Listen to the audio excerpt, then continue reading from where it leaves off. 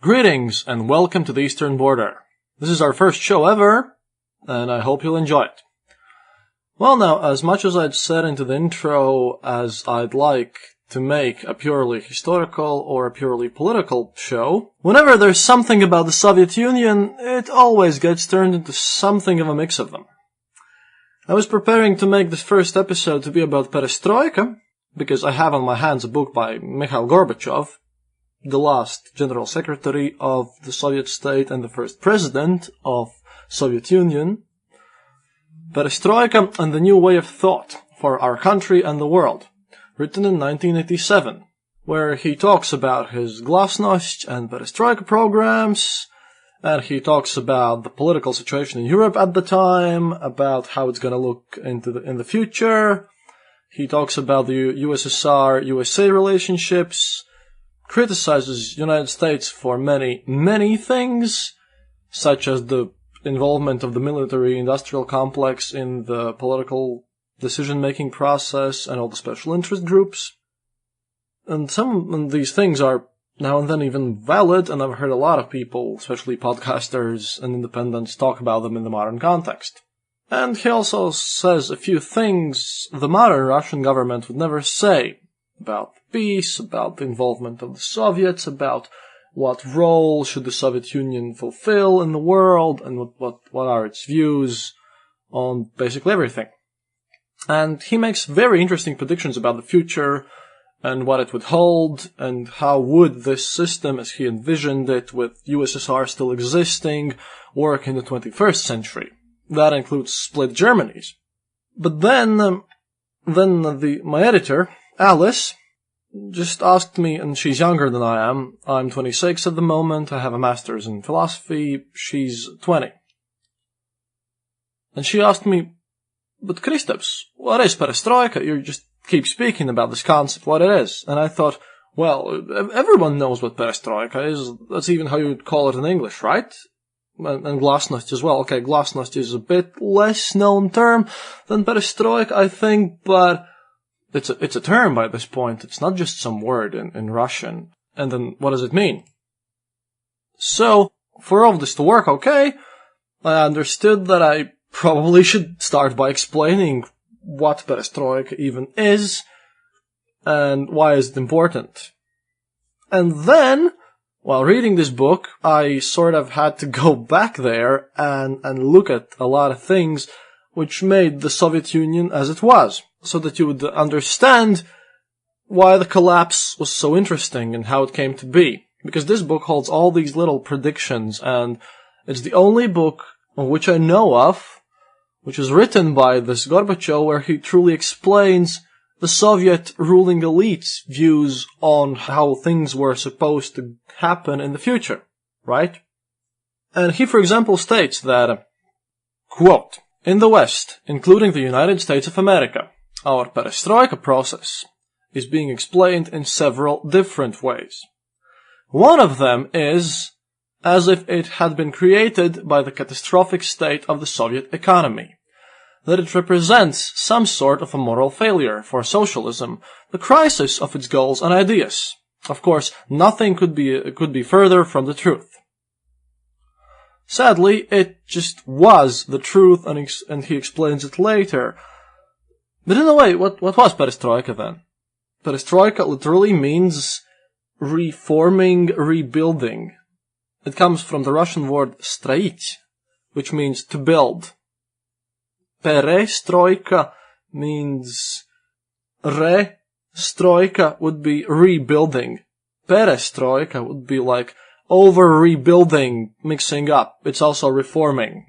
It's the term for the reform. It's the official term for the reforms the Gorbachev implemented in the Soviet Union.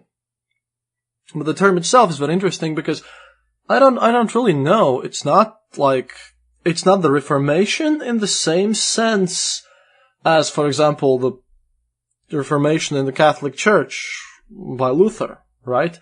The core values, in his mind, stay the same, but the processes around them are being rebuilt.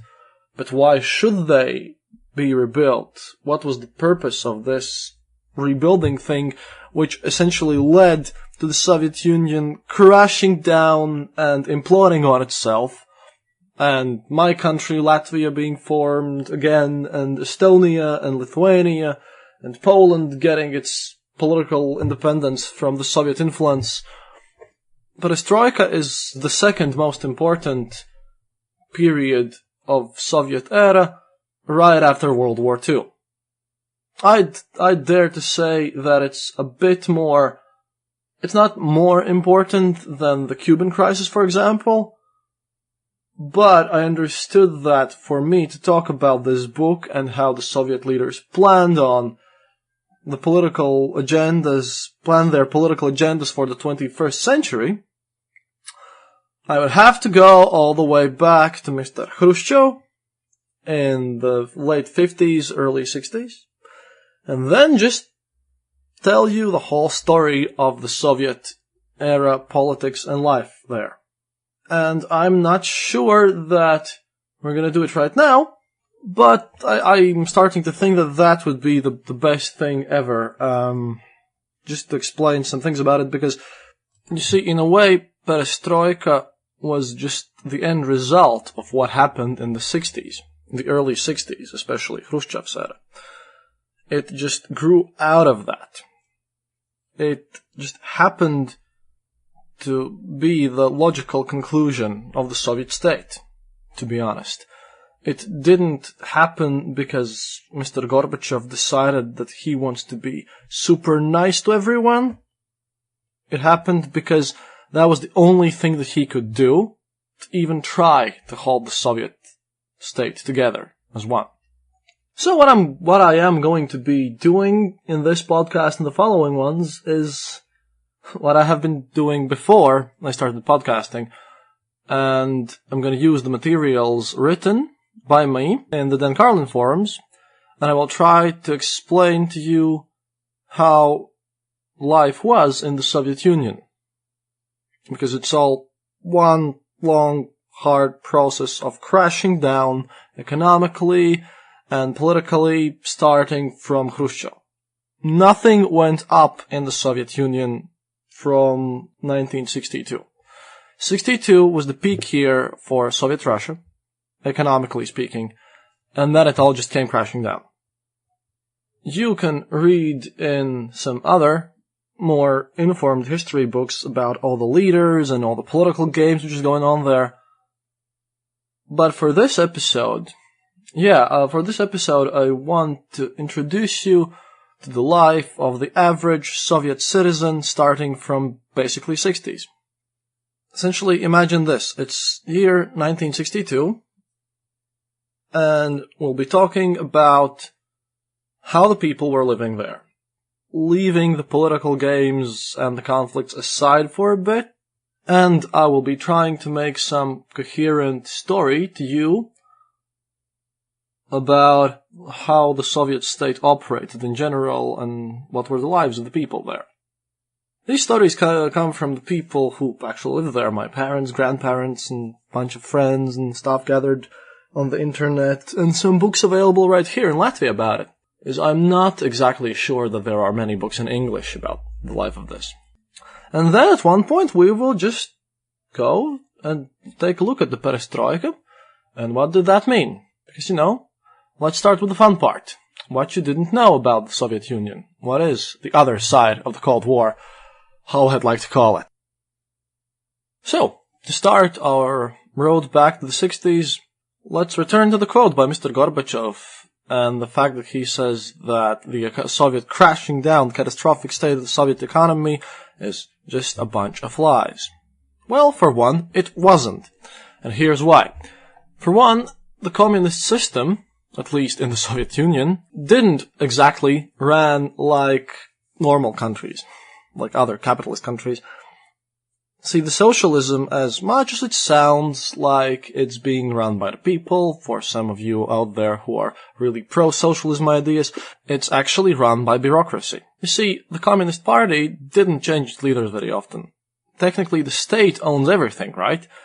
But if you own everything, then you have no means whatsoever how to be removed from your position. It was a dictatorship by the bureaucracy, by that one party.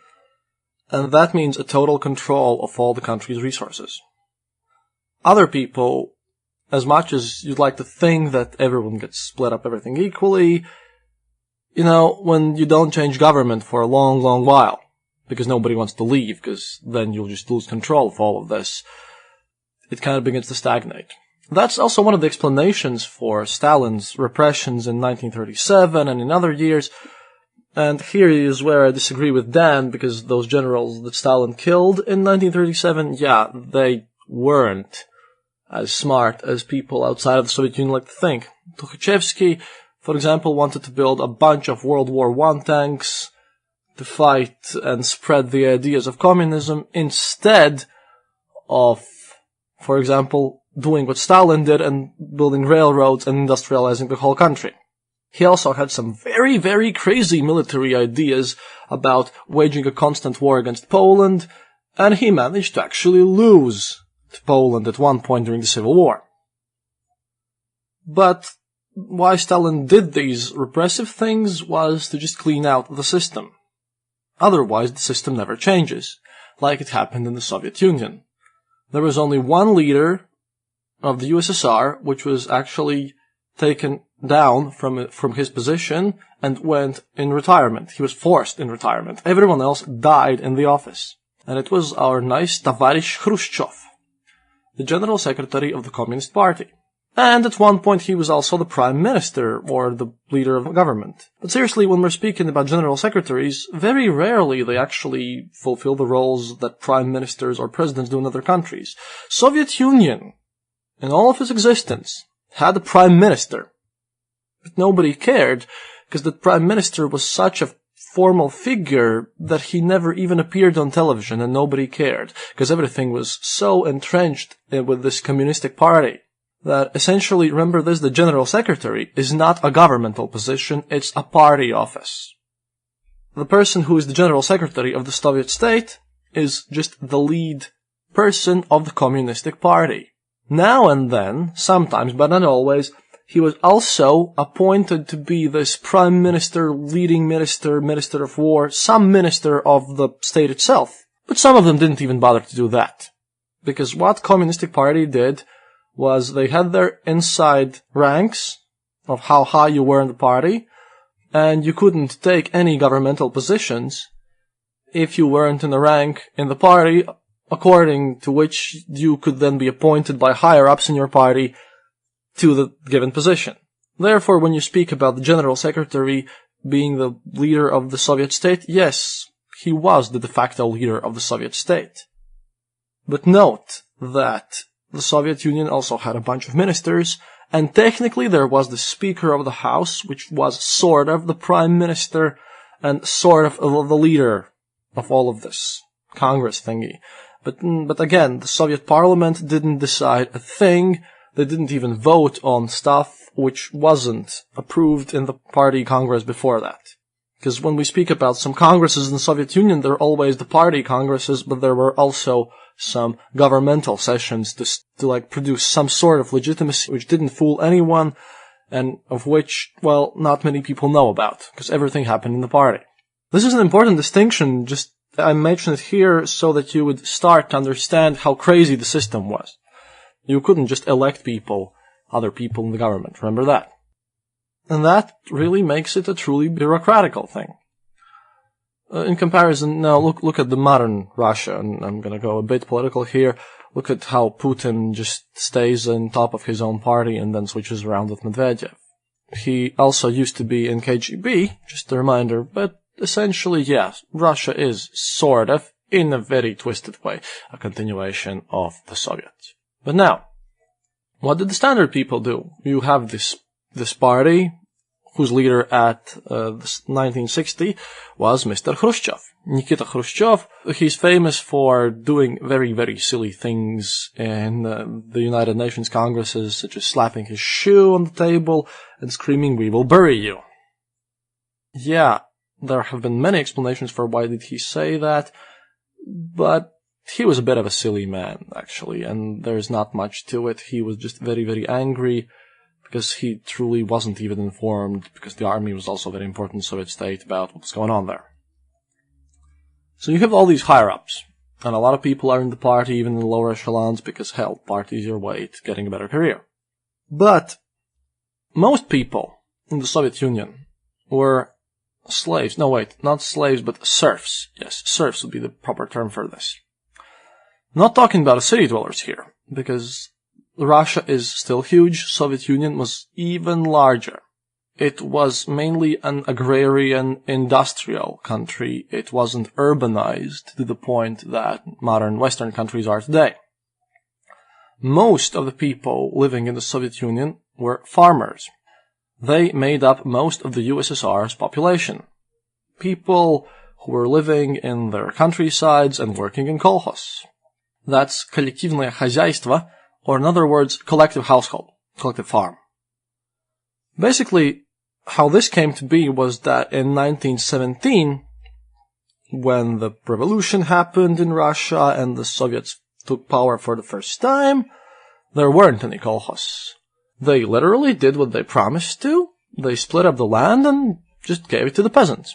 The problem with this was that, they split all of this up in tiny little parcels and gave every peasant or farmer. I don't know what would be the proper name for these people at this time, but they each got their land allotted to them according to how many people lived in their families. So, of course, the lazy peasants starved as usual. The ones who who tried to do something and work hard, they were prosperous enough. But then there were those who worked really, really hard and got really well off. And then there were those peasants who worked extra hard. They produced not only enough food for themselves, but basically they were the ones feeding the whole Soviet system. The trick is that if you produce enough for yourself, then why the hell would you need a government which produces nothing but weapons, basically? And, the only one who could actually buy food from you, which was like leftover, grain, for example, was the state. And the state bought it for extra low prices, and then sold it to people living in the cities, or just back to you, back to your poor neighbors, for extra high markup prices. That's how the state got money. And when Tovarischi Stalin decided he needed to build railroads everywhere, what did he do? Well, lowered the grain price, and made sure to just sell all the grain to the United States of America or wherever, and then use that money to just industrialize the country. It seems okay in principle, right? But if the only thing that your country produces are weapons, basically everything is just made, the country is a huge, large weapons factory, and there's nothing in the stores because of that, then you kind of sit and you decide that, yeah, you can just sell all this grain, which is like, you don't need it to feed your family, and you have bought your pair of boots, you maybe even have a bicycle, you have some other things, but technically you grow your food yourself, you have some cows, maybe some pigs, and you can feed yourself, and hell, you can't buy anything, and you can't even buy a gun there. Guns were always illegal in the Soviet Union for private people. Even the cops didn't carry guns around all the time. You literally can't buy anything after a certain point. And the government is going to pay you extra low for anything you kind of try to sell them. So what is a farmer to do?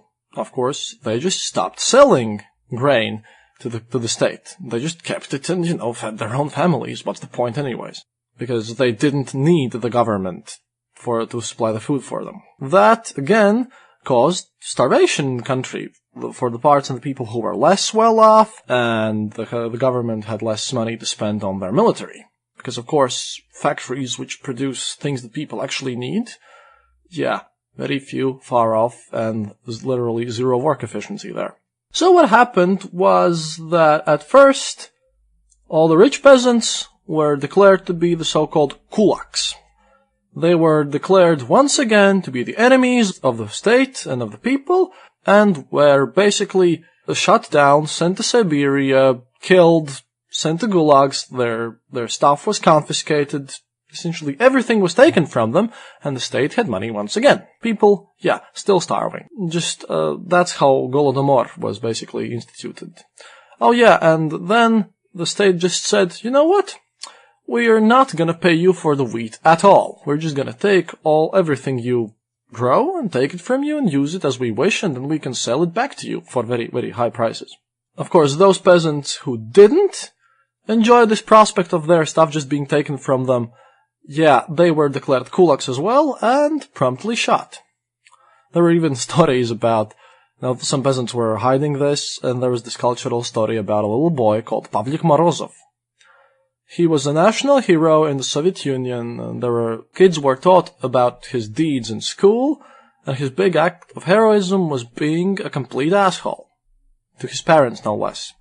Essentially, the story goes that Pavlik Morozov's dad, at this era, slightly before the World War II, decided that he didn't want to give his grain for free to the government.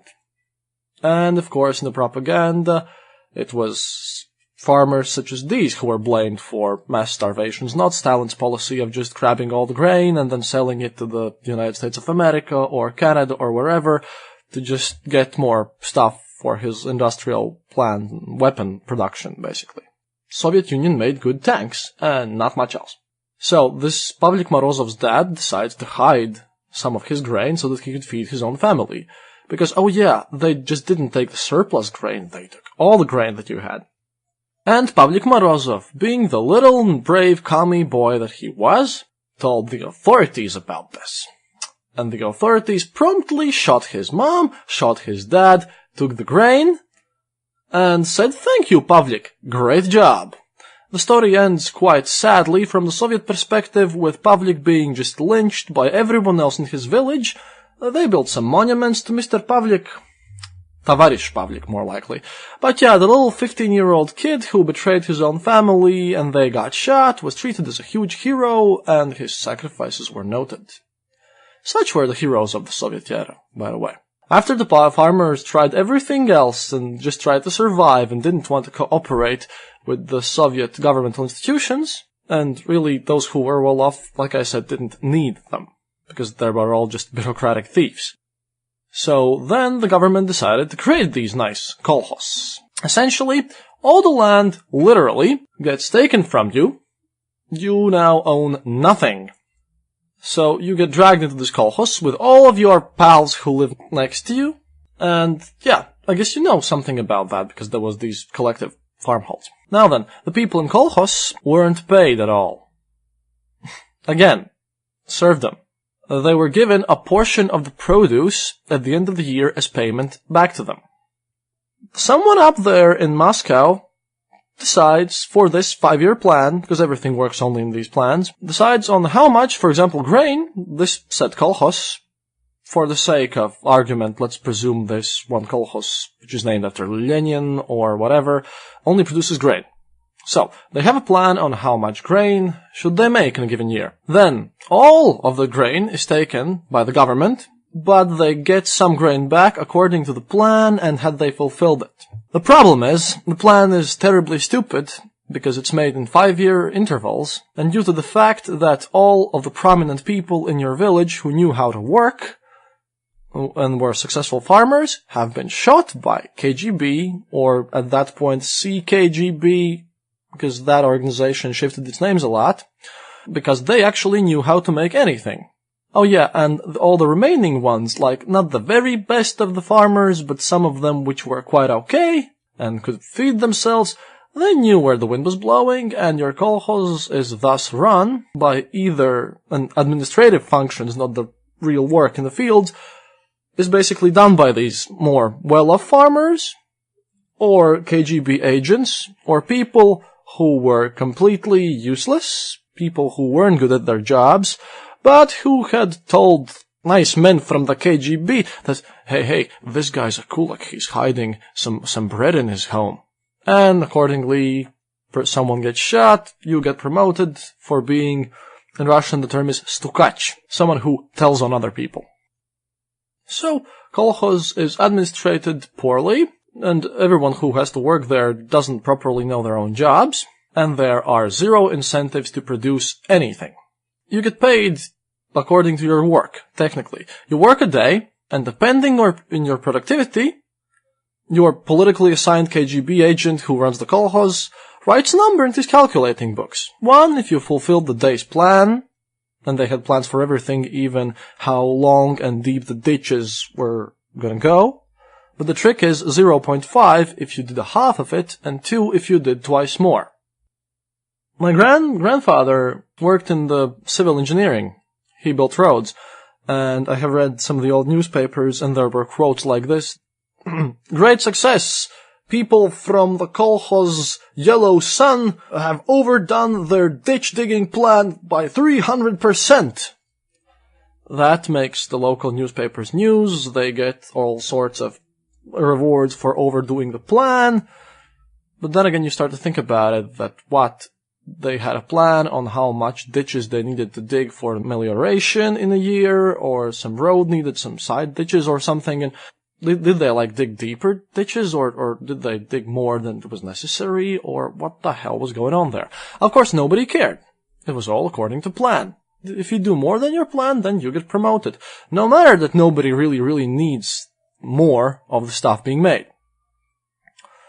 Of course, all of these people who were up there, they were corrupt as hell, as the plan quotas were more often than not completely unreasonable. And if you weren't on their good side, then you could have just worked your ass off, but you wouldn't get paid more anyways. And this was the famous Blati system. And you're not paid any money at all. You just, like I said, get back some parts of the produce which you made at the end of the year. And the state takes everything you make anyways, and you can't even sell it to anyone. So why bother? So, the old saying, which was, okay, it's not an old saying, but there's this nice video on YouTube, the history of the Soviet Union according to Tetris. Yeah, pointless work for pointless pay. That's what happened. And that just went more and more downhill, because while Stalin was busy shooting off people who didn't work and enforced through really military means some form of people working there, after Stalin, people just stopped caring.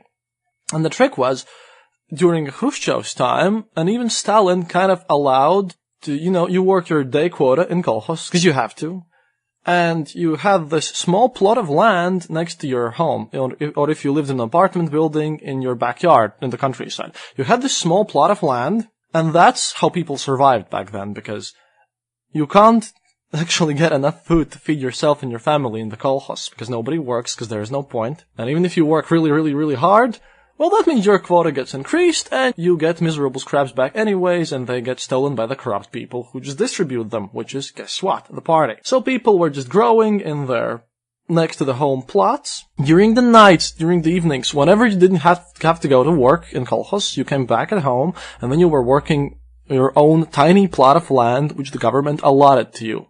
But then, after a time, and it was about 2.5% of this land there.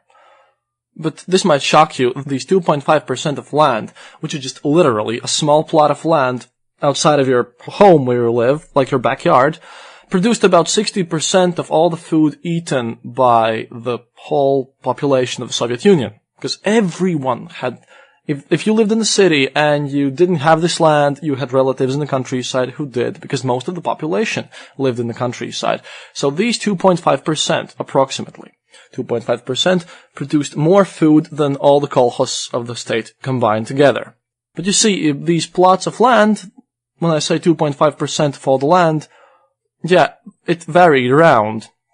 Because there are studies of people, like my grandfather and his cousin and people like that, who basically told me about the fact that they had apple trees growing next to their homes. Their plots where they grew potatoes and onions and tomatoes and, well, vegetables essentially in the trees. But, once again, if you had too much of this, then you didn't need the government, and you didn't sell it to the government didn't take it to you, so you worked less, bought less stuff, and, had too much money in your hands and too much resources, which was dangerous. Because some people, again, as you can't buy anything in the stores, because everything goes to the army, and there is nothing in the stores, literally, and everything is only for the army and for the liberation of your capitalist states. Again, if you grow everything yourself, even if it's your own home plot, you become dangerous to the system, because you just start stacking up money and not really caring or buying anything. Which means if you have enough of money for yourself, that means you are more independent. So they literally made people cut off their apple trees next to their home, or some tractors could come up to your home and just destroy your home garden, because, the state deemed it was too big. That land was given back to the CoHosts, which didn't even use it, because it has its own plan, and it just couldn't use its own workforce to work more land, especially land right next to someone's home. But if you just managed to start growing there, just back up again, there were people checking on you, and if the said, previously mentioned, stukachi, told some KGB agents on you, then you could get into a lot of trouble. And I'm not speaking fines here, I'm speaking about you being dragged to the public court, maybe sent to work off in Siberia or something. You could, really get into trouble. So, all of the time, the Soviets tried to kind of control the population in a way of kind of starving them and limiting the amount of food and freedom which this food implied. They really tried to control all of this. And this is also all these industrialization programs and all of this, that there is not enough grain to feed your own country because of the utter inefficiency of the system, but when the government takes all the grain and all the foodstuffs, they just export it outside anyways to get more cash in. And the other main income source from the countryside, who also made the very basis of the economy of this whole industrialization and, steel mills, tank factories, all of this with which you can associate the Soviet Union, all of this military might. Yeah, these were basically made by the prisoners, and all the buildings too. Most of the buildings were built, not in the central parts of Soviet Union. No. The Siberia. All of the roads in Siberia, all of this in prison. Prisoners in gulags mined the USSR's gold, uranium, iron, rare metals, everything. Prisoners who didn't need any food, or very small amounts of it, and could be shot at any moment. All of them, gulags. Concentration camps, who were actively used actively used all the way through, up until the very start of perestroika. Who made Stalin's planes, nuclear weapons, and tanks? Prisoners. Also rockets. That's right, if you were a talented person, we'll put you into a gulag and force you to work. Russian rocket program was made possible by the engineer Khruschev. He made the rockets with which the Soviet Union launched its first satellite into space. He built and designed rockets which shot Gagarin into space. He himself was sitting in a gulag for a while, up until Stalin's death. All of his teeth were beaten out, and he was given prosthetic teeth, and he was enslaved there as to make rockets. He was also forbidden to leave the area where he was living, so that the United States spies couldn't get to him and he couldn't escape, so that he couldn't teach anyone else from the outside world except specially politically checked agents that were sent on him. He was just controlled in this completely closed environment.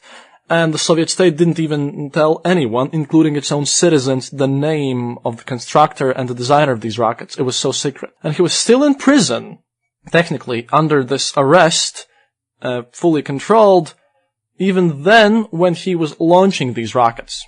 And he was declared an enemy of the state at one point before that, just to get him into this gulag prison system. Of course, his gulag wasn't the one where, he didn't have to mine uranium with his bare hands. It was more like a house arrest with nice people from KGB looking at you and threatening to shoot you even if you do so much as to leave the secret facility where you work. And there were a lot of people like that. Tupolev and other people who made Soviet airplanes, same thing. If you're a smart designer person who produces military stuff and designs it, you literally get put into these closed facilities. So, Korolev got his medals and everything he got while being technically and officially an enemy of the state. And only after his death his name even was revealed to the public in the USSR. All these nice people, and all the generals, by the way, in World War II also, a lot of them, like Rokossovsky, were also Gulag prisoners. Rokossovsky, for one, came out straight of the Gulag, took an army, which was also all made out of Gulag prisoners, and just led it. So, while the city dwellers, a bit more well off, they still were dependent, and the whole system was dependent on people in CoHosts, just working there, essentially being serfs and working for free, and of the prisoners, of huge, massive prisoners doing all the hard, terrible work, such as building military industrial complexes, and tank factories in the middle of Siberia, while being paid pretty much nothing. But then you ask, why didn't the CoHosts people just move to the cities? They couldn't. They didn't even have passports. See, unlike your nice United States of America, where as far as I know, you don't need a passport, and a lot of people don't have passports there. It's different now in the European Union. We all have either ID cards with photos or passports because it's just scrambled up. I can't imagine it is illegal for me in Latvia to live without a passport. But in the Soviet era, it was a bit differently. You had a passport, and you had this place of residence written into that. There was a special selection of where you live, your home address.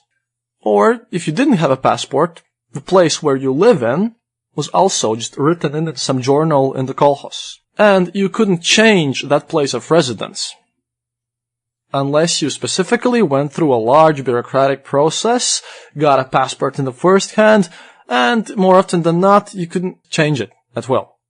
Essentially, your place of residence was where you were supposed to live, and changing it was a hugely complicated process in which you had to go to your KGB officer and explain why would you want to move, what is the reason for this. You just couldn't do it right now, just can't move to other cities. And what's even worse, as I said before, the USSR wasn't a huge monolithic entity. It had a bunch of republics and administrative divisions within it. And even the republics were administratively split. So, for example, if you're a person who's a farmer in modern-day Ukraine, which had 16 districts inside of it, and you want to travel to another district, still Soviet Union, still Ukraine, you work in the CoHosts, so that even to travel for a while to Moscow and buy sausage or cheese there, because there in Moscow and in many ways in Riga and Tallinn, because we were the western parts of it and we had tourists and we had to look good, and Moscow always had to look good because there was the government. Yeah, there was something in the stores now and then. There were also huge lines for everything, and not everything was there all the time, but Moscow always had to be supplied. So even to go there and buy your own sausage, you went to your local KGB officer, wrote down that you're going to Moscow to buy sausage, and then he gave you a card, and you had to be back at CoHosts and register for your work after a while. And it was literally impossible for you to move as long as your prescribed address, your assigned address in this CoHosts, it was impossible to change it, basically. There were some ways, and that is why people went into the army. If you go to the army, and then you come back, then you could just assign yourself to overduty, the so-called, you were conscripted in the army, but you could elect to stay in the army after that and get a new job in the same position. You become a specialist, then you can apply for the officer school, or if you just go to the university after the army, which is easier to get into. For city dwellers, it was a bit more easier. They had passports, and they were a bit more human than the people in CoHosts. And if you married someone who was living in the city, then you can move there. And a lot of people were just really desperately trying to get out of CoHosts and move to the cities. And then, Mr. Khrushchev decided that, oh my god, now we don't have enough grain again. And there were some revolts at the same time. For example, when things happened in Hungary, a lot of people in the 1956, at that time, a lot of cities even revolted around the Soviet Union. The protests were suppressed, and you didn't hear about them in the West, of course, but they happened, and they weren't as peaceful as the ones in Ukraine, because the Soviets also have shot down mass demonstrations with tanks. Same as they did later in Georgia and in Lithuania in 1981. So there were a lot of social issues in the Soviet era. And about the people who went to Moscow to buy sausage, yeah, that turned out to be a huge problem as well, because if your local store has nothing but macaroni, oil, and some preserved fish in a can, then you kind of want to go to Moscow to buy some cheap, crappy sausage and then travel back to your place, whatever it is. Yeah, and then Khrushchev decided to give out these special buyer's cards to people whose registered place of life is in Moscow. And if you didn't show that one to the clerk when you went to Moscow, he just wouldn't sell you anything. Of course, that just made black market boom. And everything in the black market, of course, was thrice as expensive, but hell, nobody cares, right? Because if you have access to some goods Basically, everyone was also stealing from their own country all the time. Because if you know that everything that your factory, which is like the only factory in the whole district that, for example, produces shoes, and you know that all of these shoes will be taken from you, 90% of them will go straight up to the army and you'll never see them again, and the other 10% will be distributed to Moscow, maybe St. Petersburg, maybe Riga, and you'll never see them again. And for you to actually see some shoes in your local store, and those shoes that will get to your end will be the crappy shoes, which were made poorly, then what do? If you make a good pair of shoes, you steal them from your own workplace, and you don't steal just one pair of them, because you know that all of your friends who live in other cities of the district or somewhere else, they also need shoes. But some of them work in, for example, a sausage factory. So someone who just steals sausages from his factory can trade them for shoes, either using the pointless money as a means of exchange, or, more often than not, vodka. Vodka was produced en masse because, due to the fact that people just couldn't buy anything and everything was going into the black market, there was this huge concentration of currency in people's hands, and like I said before, the government didn't like the stacks of currency in your own hands. So yeah, the vodka was basically made up as a plan how to rid the people of their cash. And as they had nothing else to do, yeah, so that's how the famous "let's get completely wasted" stuff comes from in the Soviet legend. Of course, this didn't apply to the so-called nomenclature, nomenklatura, the upper echelons of the Communist Party. Oh, they had everything in the stores. They had imported stuff from the United States of America in the stores. They had everything. And there were these special clothes stores where only the high-ranking party officials could just buy stuff from there. And, in the ordinary stores for normal people, literally mostly nothing. Like in Venezuela, at one point, where there was this huge, when Chavez was coming into power and Venezuela got more socialized, same as with every socialist country, you literally start losing things in the stores. My dad and a lot of people here have told me that if you just went home from your work in the factory and you'd see a line, you just stand there. Because they were actually selling something that people wanted. The salaries for the paid workers, in cities that is, were quite okay, as everything had a set price, and gas, electricity, and heating were free. Well, almost free. For some people, it was free, of course, but the prices were quite much lower than, for example, what I pay now in the free market. But there was just nothing in the stores. People stood in line just to buy some sausages, hot dogs, whatever. Basically, the breakfast hot dogs were sold irregularly, now and then, from a government-owned truck who'd drive in your neighborhood. Sometimes they'd show up in stores, but that's because the store's salesperson had given away half of them to his friends, like I told before, because all the store's salespeople were also stealing everything they could. They'd be pre-packaged in 200-gram bags, which were tossed out of this truck to people, or, like I said, very rarely sold in a store. If you wanted some actual meat for your, for example, wedding party, anniversary, whatever, you'd have to call up your relatives in the countryside and ask, hey, maybe someone knows someone who is illegally growing a pig, or he has a pig, maybe he could slaughter it and sell us the meat. Or you could go to a corrupt officer in the CoHosts, or just call up someone you know who knows someone who can just sell it to you unofficially, and that's how people lived. The store bought 200-gram wieners. Yeah, maximum of 1 pack per person, because there weren't enough of them to go around anyways. And the situation, like the one with the sausages, was, well, basically with everything. Why? Because, again, everything went to the army. Because, as you might imagine, in such a system where there is zero legitimacy from the people, where there is essentially one-party control of everything, and they can just shoot you or put you into prison, they needed to keep control of everyone that was in this large empire. So the army was the basis of everything, and the army was used to prevent people from escaping from the Soviet Union, which they did constantly.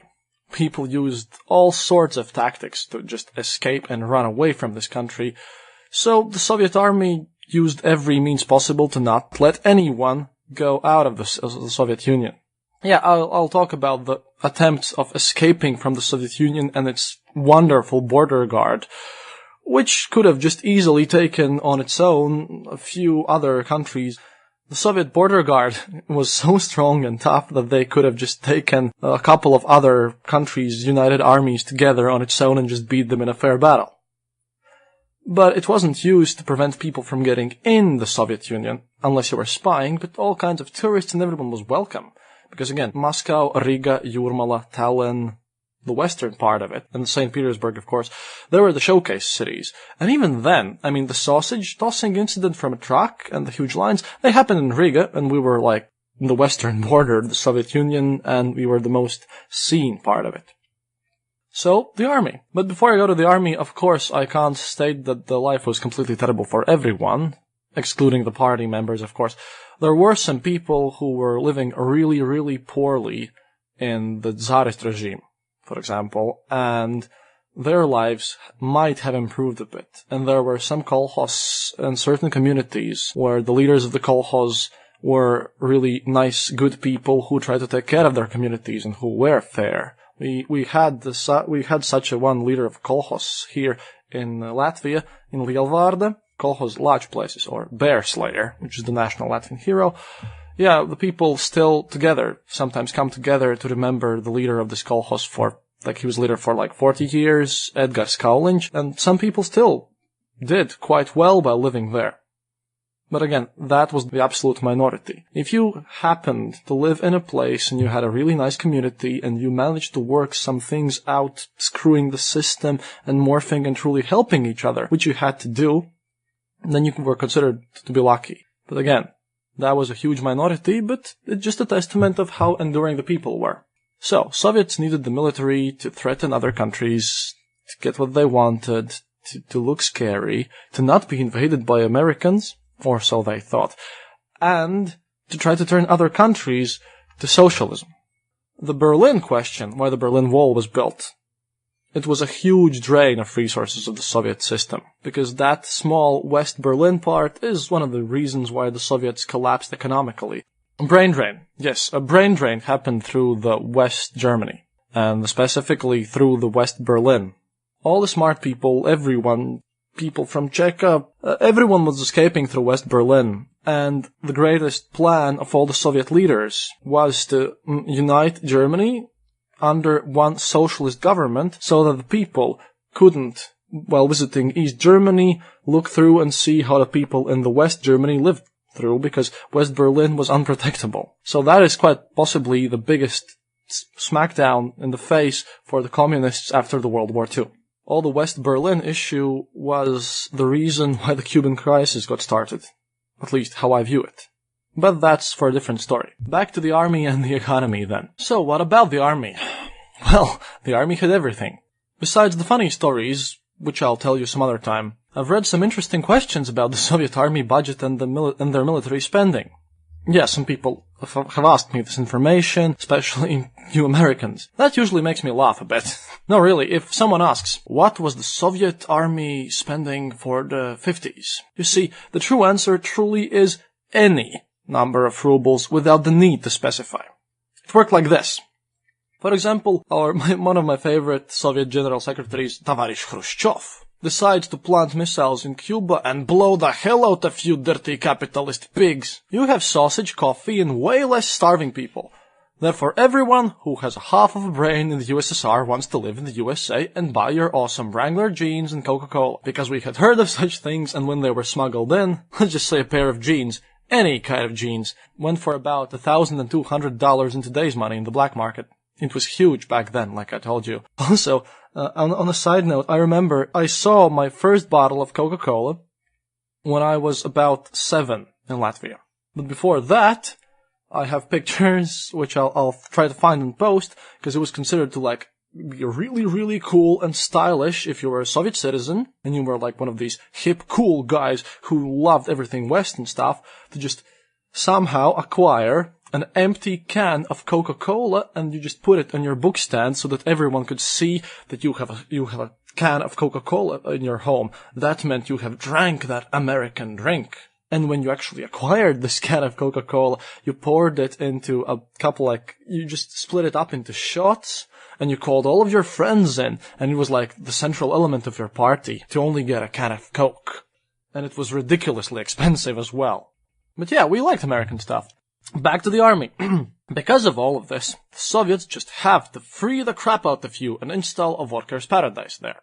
So, Tovarischi Khrushchev, as the leader of the USSR government, gives an order to get the missiles moving from the Soviet Union to Cuba. He gives the order to the people in the army responsible for the missiles. So then the army goes to the Ministry of Transportation, because the army itself doesn't have enough transport ships to move the missiles there, because it was a huge project with false cargoes and everything, and it was basically disguised as if it was a civilian transport fleet going there. So the leaders of the army go to the Ministry of Transportation, who owns all the civilian ships. Sort of civilian, of course, they were always used for the army. And the army then asks, how much for the missiles to our friendly brothers in the Freedom Island? Because the Ministry of Transportation are the only people who, like I said, own any transportation ships whatsoever and can operate with them.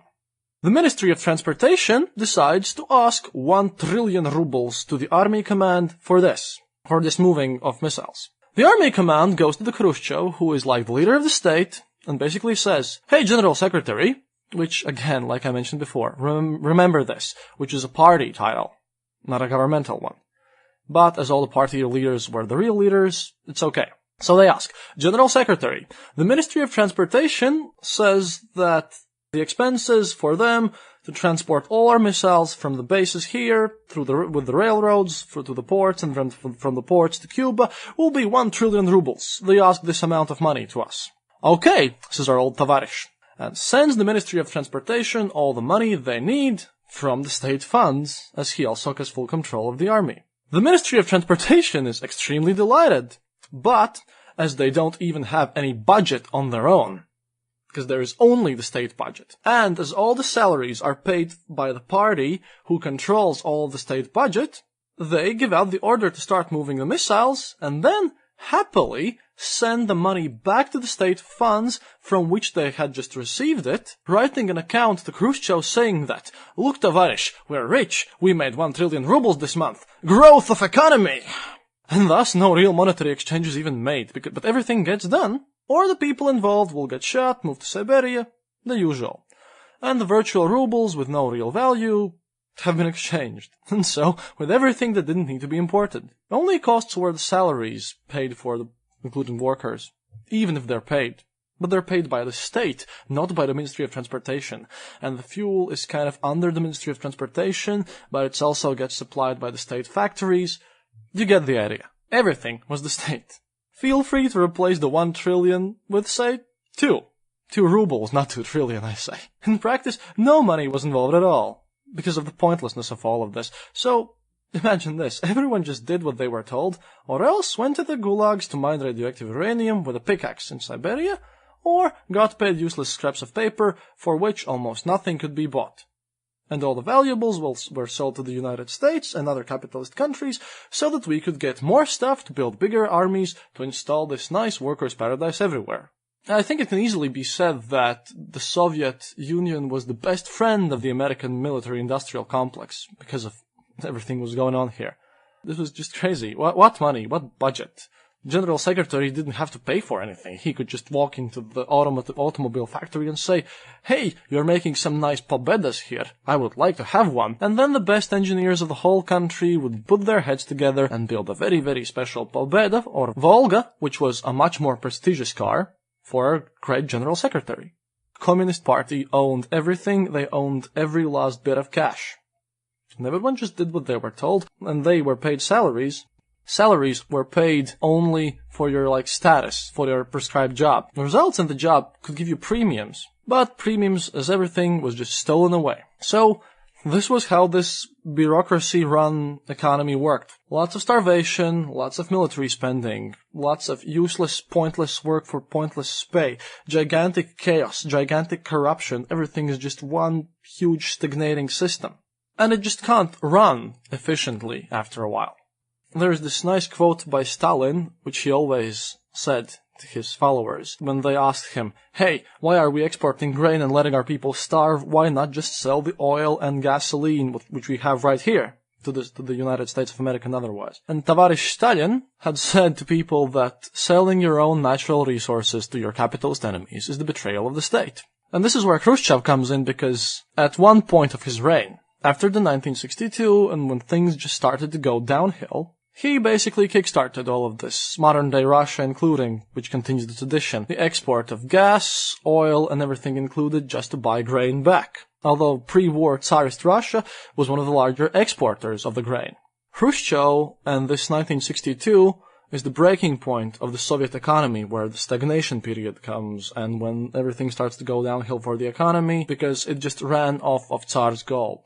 It couldn't really support itself anymore. This is where the imbalance of extra huge army spending and just people starving in your own country comes into play.